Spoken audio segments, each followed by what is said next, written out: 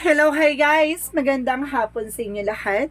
This is Chin Pamasagari Channel, a faith healer, also matarder. So ngayong hapon, natatagan natin ang gusto sabihin sa inyo ng ating mga gabay. This is a weekly gabay for the month of January 4 hanggang January 10, 2024 for the sign of Aries. So Aries, welcome to my channel. Ano kayang messages, advices ng spirit guides ang ating masasaga for today's video? Kanino naman kayang energy or kaganapan sa buhay ng mga Aries ang ating mga hagilap? So guys, this reading is a general reading lamang, hindi lahat makaka-resonate. Kunin lamang pa makaka-relate sa inyo and comment down below kung kaninong energy ang ating nasagap. And of course, don't forget to like and subscribe my channel and hit notification bell for more videos update. And of course, maraming salamat po sa mga walang sawang pagsuporta sa aking channel, lalo na hindi nag-i-skip ng ads. Naway pagpalain po kayo na Diyos at may kapal, siksik diglig na guumapa o manumbalik sa inyong biyaya. And of course, umpisahan na natin ang laban.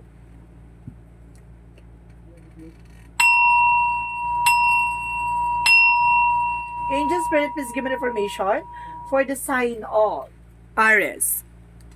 Ano kaya ang messages, advices for you ng ating mga baraha? So there's a death card. So there's an ending and a new beginning, a transformation. May mga magaganap ditong pagbabago, no? May babaguhin dito sa eksena na to. So ibig sabihin dito, ang pagbabago ay magaganap na.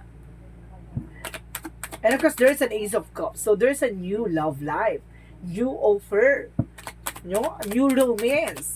And of course, there's a Five of Wands, complications, no? And of course, there's a competitors, no? Maraming kakompetensya, maraming, kumbaga, nagbibigay komplikado sa situation. And of course, there's a full card. No? There's a leap of faith, no? Para sinusubukan ng pananampalataya at tiwala mo dito. And of course, para sinasabi dito, magkakaroon ka ng bagong simula. May mga bagay lang talaga na kailangan mong, kumbaga, mag-take ng action. And of course, the Five of Wands is the complications. So, may mga bagay dito na kailangan mong i-release to, the complications na nagkukos, no? And of course, let's see what is additional messages. And of course, there's a Nine of Pentacles. So, there's a blossoming abundance. So, ibig sabihin dito, kumbaga lalago na ang negosyo o hanap buhay mo, or yung resource of income mo mukhang talagang lalago at lalakas, no? Or some of you, kumbaga, magkakaroon ng promotion, recognition, and of course, there's additional or mag-i-increase ang salary. And of course, there's an Eight of Cups. Kumbaga, an Eight of Cups is let go and moving on, no? Kailangan mo move forward. Alisin mo yung negativity, so negative thoughts, no? Iwasan mo makipagtalo, iwasan mo makipag-away. At sinasabi lang sa'yo dito, kumbaga, hayaan mo sila sa mga bagay-bagay na ginagawa nila. Mag-focus ka sa ginagawa mo, no? Let's see what is the Death card.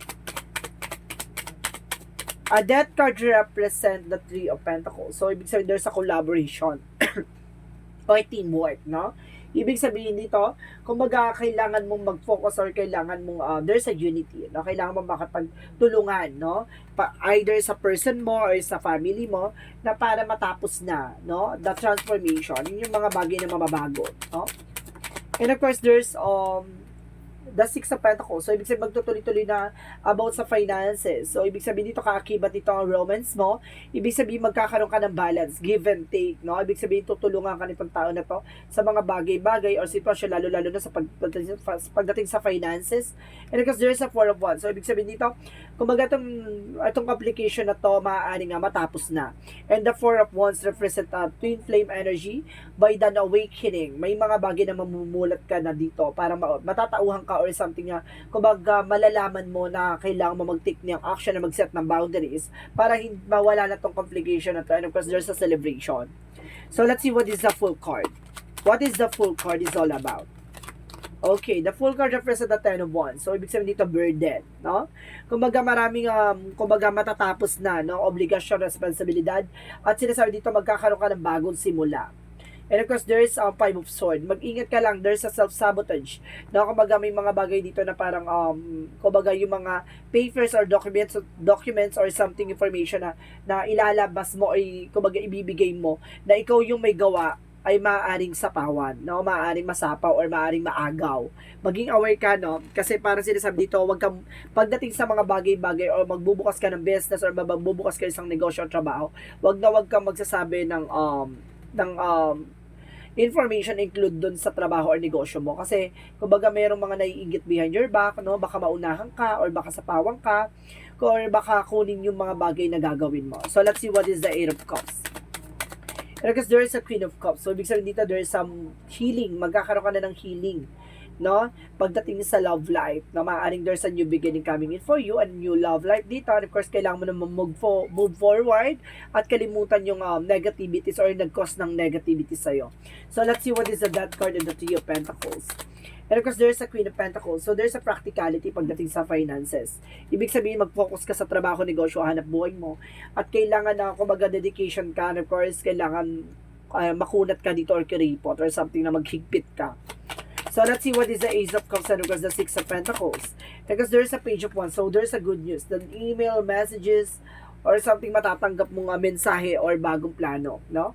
So, let's see what is Five of Wands and the Four of Wands. So, there's an Eight of Pentacles. So, mag-focus ka lang sa ginagawa mo, no? Mag-focus ka sa, kumbaga, sa trabaho mo, sa negosyo mo, kumbaga magsasucess ka dyan. Wag ka, kumbaga there's an information by the Five of Wands na there's a confusion. Maraming taong competitor sa paligid mo na guguluhin ka.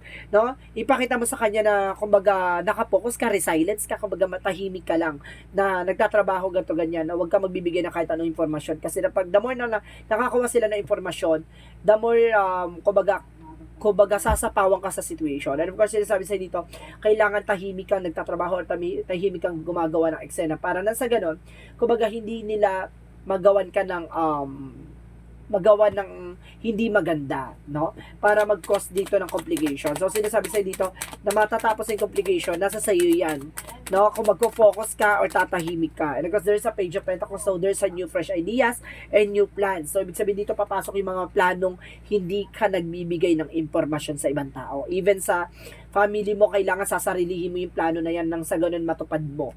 And of course, there's a King of Cups. So, there's a devoted and supportive person. May taong tutulong sa'yo or meron taong tumutulong sa'yo dito. So, let's see what is the Eight of Cups and the Queen of Cups. Let's see what is the Queen of Cups and the Eight of Cups. So, there's a Two of Cups. So, there's a partnership. So, ibig sabihin dito, i-let go mo yung mga negativities o i-let go mo yung mga taong na dating nagdulot sa'yo ng kahirapan at kasakitan, no? So, sinasabi dito, there's a partnership na mag-ingat ka sa mga, kumbaga, pakikipag-coordinate or pakikipag-partnership or pakikipagkaibigan kasi may mga tao dyan na manggagamit or ginagamit ka lang or either may mga tao dyan na, di ba, lalapit sa iyo para magkaroon ng guarantor or something, kumbaga, tas nang sa ganun, kumbaga, maiipit ka sa situation. So, ibig sabihin, mag-move on ka na sa mga tao sa paligid mo na alam mong maiipit ka. So, let's see what is additional messages for the outcome. So, the outcome is a judgment. See, there's an awakening or red flag. So, may paalala sa iyo ng ating divine na matuto ka na sa nakaraan mo. A judgment represent awakening, wake-up call, or red flags, or something na information na parang, di ba? Ginigising ka sa katotohanan. So, let's see what is additional messages for the outcome. So, there's a Seven of Wands. Protectionan mo yung grounds mo, protectionan mo yung sarili mo, protectionan mo yung finances mo, protectionan mo yung love life mo, protectionan mo yung health mo. So, sabi dito, in all aspect, protectionan mo ang sarili mo. So, let's see what is additional messages for career. For career is the Wheel of Fortune. So, ibig sabihin dito, suswertihin ka na this time. So, ngayong linggo na to, papasok na yung swerte at magtutuloy-tuloy na yung swerte. No? The Wheel of Fortune is here and of course the High Priestess with the honor. Kumbaga, there's a High Priestess and in reverse. So, ibig sabihin dito, yung mga unexpected moment na mga bagay-bagay, ibig sabihin magiging expect the unexpect, diba? Kumbaga meron kasi expect the unexpected. So, ibig sabihin, dito kung ano yung expect mo, mangyayari na yan. And kasi sinasabi dito, there's a hidden agenda or may mga bagay dito na malalaman mo na kagad yung, kumbaga mga, ano nila, balak nila, malalaman mo na kagad yung sekreto nila. Kumbaga, mabilis mo na kagad malalaman, no? O parang matutuklasan kagad. So, let's see what is additional messages for love life. So, there's a Tower moment. So, there's an information dito na maaaring, there's a sudden changes, a big changes coming in for you with the Knight of Cups. So, there's an offer, proposal, engagement. So, ibig sabihin dito, ito yung magbubuo sa'yo, no? Itong love life na to. So, let's see what is additional messages for health. Sa health mo naman is the Queen of Swords, a bigger pictures, no? May mga bagay na kailangan maging aware ka sa mga bagay-bagay na kinakain mo, or sa iniinom mo, or sa iniisip mo, kasi there's a black namin, there's a negativity. So, ibig sabihin dito, madalas dito, na, kumbaga, nagagawan ka ng hindi maganda pagdating sa health. It's either there's a negativity by toxins or something there's a negativity by anxieties. Baka kumbaga pinapasok to sa isip mo, sa panaginip mo para mag-isip ka, or suddenly may mga kinakakain ka na, 'di ba, may gawa nila na hindi maganda, kaya nagko-cause ng kumbaga pananakit ng kung ano-ano sa katawan mo. No? So ibig sabihin maging aware ka sa mga kinakain mo. Dapat it's either luto mo lang or bumili ka ng bagay na o pagkain na kumbaga nakaseal, no? So, let's see what is additional messages for magical fairy messages. For magical fairy messages, angel spirit guide, please give me information. So, there's an autumn. So, there's an harvest time. At the end of the time, magkakaroon ka ng harvest dito, no? Mag-antay ka lang ng perfect timing. Mag-antay ka lang ng ibibigay sa iyo ni God. Malapit ka na mag-harvest. In the fall seasons, everything comes together and you reap wonderful harvest of the abundance. And of course, there's your wish is granted. So, ibig sabihin dito talaga harvest time and a wish is granted. Kumbaga, matagal mo na tong hiniling, no? Matagal ka, kumbaga, magpasalamat ka sa mga, kumbaga, tuloy-tuloy na pagsubok na pumasok sa'yo. Kasi ngayong linggo na to, sisimula na ang tuloy-tuloy na blessing. So, sinasabi sa'yo dito na umikot na ang kapalaran, hindi laging nasa baba ka, no? Kumbaga, may mga hiniling ka na matutupad na. So, let's see what is Yin and Yang Oracle card. So, let's see what is the Yin and Yang Oracle card. So, there's a limitation, yung fear. Alisin mo yung takot at pangamba mo kasi yun yung nagkukos ng blockages. And of course, there's a reunion. So, some of you magkakaroon ka ng reunion with your person, or some of you may mga kamag-anak kang uuwi galing sa ibang lugar, sa ibang bansa.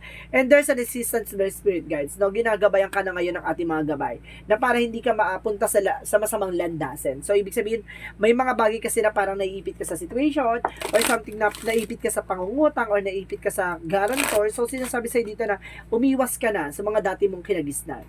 So, let's see what is the Romance Angels. Pagdating sa romance, and you deserve love. So, deserve mo naman daw na mahalin at, 'di ba? Mahalin at magmahalan. Of course, let go of control issues. So, ibig sabihin dito may mga bagay tayo na hindi natin control, bitawan mo 'yan. I-surrender mo kay God 'yan, 'di ba? So, sinasabi diyan, allow the situation to unfold naturally. See, 'di ba? May mga bagay na ibibigay yan ni God when God plans, 'di ba? God will. So, there's the situation is already resolved. So, some of you guys, no, yung mga aris dyan, iba dyan na solusyon na, natapos na, napagdaanan na yung dati, and of course, ngayon, kumbaga, napagdaanan na rito na, kumbaga, tuloy-tuloy na yung kasaganahan, it's a good part. Congratulations to you. And of course, they'll spend more time outdoors. So, kailangan mo kailangan nyo mag-unwind kahit papano na huminga sa mga bagay-bagay o sitwasyon na kinigalawan nyo. Kumbaga, nagdaan kayo sa mga, diba, problema. So, ngayon, kailangan nyo na kumbaga, kahit papano huminga naman, diba? So, let's see what is the chakra messages. For the chakra is a workaholic. So, some of you workaholic kayo guys, no? Kumbaga, pagdating sa trabaho talaga, no? Kumbaga, minsan nakakalimutan nyo ng maligo or something. Some of you, baka nakakalimutan nyo na, diba? Kung ano yung mga ginagawa nyo. Kumbaga, may mga bagay na nakakalimutan na kayo. And of course, there is an acceptance. May mga bagay na kailangan nyo tanggapin. No? And of course, there is a guest, no? Maraming bida-bida sa paligid nyo. So, maraming kontrabida dyan. Marami din na nagbibida-bida. So, let's see what is additional messages for angel spirit guides. So, there's an oracle. So, may mga bagay dito na alam mo na yung kasagutan eh. Diba? Nagbubulag-bulagang ka lang. And because there's a music. So, some of you yung music daw makakatulong yan for healing energy.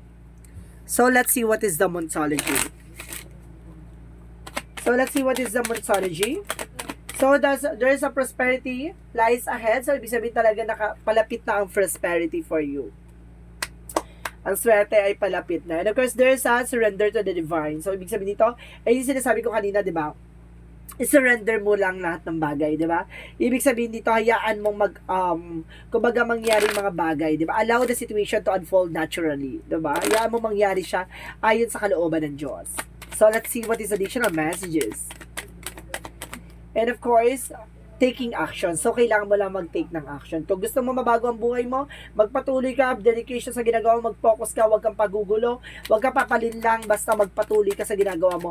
Hindi, kumbaga, hindi madamot ang Diyos, no? Ibibigay niya yung mga bagay na pinaghirapan mo. And of course, there's an oracle by changes. So, ibig sabihin dito, on orange by changes, may mga pagbabago magaganap, no? And of course, there's a dream, teacher, and guardian. So, ibig sabihin dito, kumbaga may mga gumagabay sa'yo at may tutulong sa'yo para malaman mo yung mga hakbangin or yung mga bagay na gagawin mo. And of course, there's an environment. So, ibig sabihin dito, kumbaga mababago na yung environment mo. No? So, let's see what is Archangel Raphael messages for you. So, let's see what is our Archangel Archangel Raphael messages. Archangel Raphael messages. And of course, the inner authority. So, ibig sabihin ikaw yung gagawa ba ng mga bagay na, diba, pinangarap mo or yung desires mo, no? Kumbaga, may kakayanan kang gawin yung mga bagay na yan. And of course, do more some research. May mga bagay na kailangan mong alamin, tuklasin, diba? At dagdagan pa yung information mo. No? And of course, there's pagdating sa health issues, kailangan mo rin, kumbaga, may mga bagay na malaman siya. Diba? Mamaya, hindi pala siya normal. No? May mga nagpatingin ka na, nagpa-check up ka na, walang nangyayari. So, kailangan mo mag-take ng action for another options, no? And of course, there's a inner earth. So, there's a beginning and you survive this. No? Kumbaga, nakasurvive ka sa mga bagay na nangyari sa'yo from the past. Kumbaga, yung mga kahirapan, kumbaga, nagipit ka. So, there's a new solution and beginning coming in for you. Itong linggo na to ang magsisilbi sa'yo ng pagbabago. So, let's see what is the energy.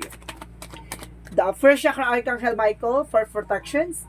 And of course, there's a healer of the ages. So, kailangan mo talaga ng healing dito, no? Na para nang sa ganon, kumbaga, or sinasabi dito na pagagalingin ka ni God in all aspects. No? Ibig sabihin dito, nandito na yung kagalingan sa lahat ng aspeto. Kaya, di ba, ang blessing ay matatamo mo na. So, let's see what is the angel spirit messages. And there's an empathy. Titignan mo lagi yung both side of situation, no? Kung ano yung magiging cause and effect, no? And because there's a forgiveness, may mga bagay na kailangan mong patawarin o ipagpatawad, no? Hindi para sa kanila, para sa sarili mo. So, let's see what is the Jesus loving quotes. At sinasabi dito, I will not leave you comfortless, I will come to you. Hindi ka raw naiiwan ni God na luhaan or yung mga, kumbaga, nandun ka sa situation ng kalugmukan. Bagkos, bibigyan ka niya ng mga taong kumbaga, instrumento na tutulong sa'yo. So, ikaw na lang yung gagawa ng paraan para makaalis ka sa situation mo. So guys, this is the angel's answer. Bibilang ako ng 3. Kailangan nakapag-isip ka na ng question, okay? 1.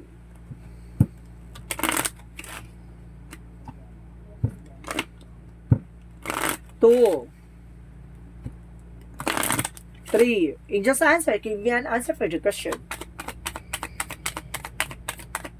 In the near future. So, nalalapit na talaga, no? In the near future. And of course, it's up to you. I told you, nasa sa iyo talaga ang paraan at talagang ang pagbabago ay nasa sa iyo. And of course, meditation bring answers. So, kailangan mo mag-meditate para matulong sa iyo at ibigay sa iyo yung mga bagay-bagay na gagawin mo.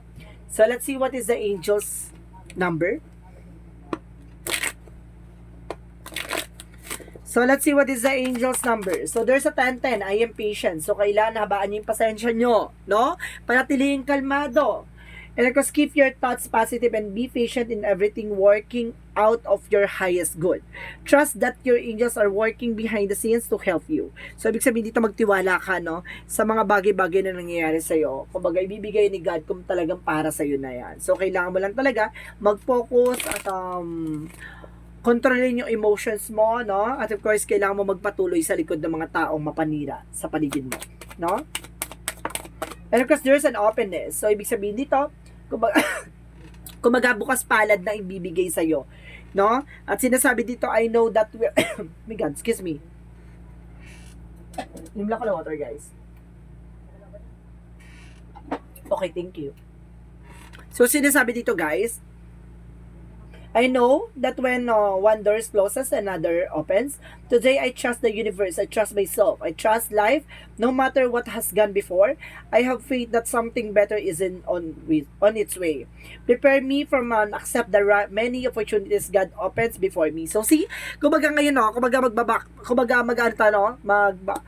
tayo sa mga bagay na nangyari sa nakaraan, di ba? Kumbaga, ibalik kita sa dati, di ba? Kumbaga, makikita mo yung mga pinagdaanan mo, yung mga sakripisyo sakripisyo mo, paghihirap mo pagdating sa finances, na paulit-ulit ka lang naghihigipit, na ulit-ulit ka na lang ng, kumbaga, paulit-ulit na lang yung cycle na nangyayari sa buhay mo. So, etong opportunity na papasok sa'yo ay babaguhin na ang mundo mo. So, ibig sabihin dito, hindi sa lahat ng panahon at hindi sa lahat ng pagkakataon na lagi kang nasa sitwasyon mo, na lagi kang nasa ibaba. Tandaan mo, iikot ang kapalaran na iaangat ka ni God kapag oras na at araw na ng pag-angat mo. So guys, this is weekly gabay for the month of January 4 hanggang January 10, 2024 for the sign of Aries. So, Aries, maraming salamat for your wonderful reading. And of course, once again, this is Chin Rodriguez from my Sagari channel, a faith healer, also mata reader. And of course, now, this reading is a general reading lamang, hindi lahat makaka-resonate. Kung hindi lamang po makaka-relate sa inyo, and comment down below kung kaninong energy ang ating nasagap. And of course, don't forget to like and subscribe my channel and i-notification bell for more videos of this. And of course, maraming salamat po sa mga walang sawang pagsuporta sa aking channel, lalo-lalo na hindi nag-skip ng ads. Naway pagpalain po kayo na Diyos at may kapal. Siksik diglig na gumapo ang biyay manabalik sa inyo. And of course, once again, maraming salamat po and see you in the next video. Bye-bye and babush.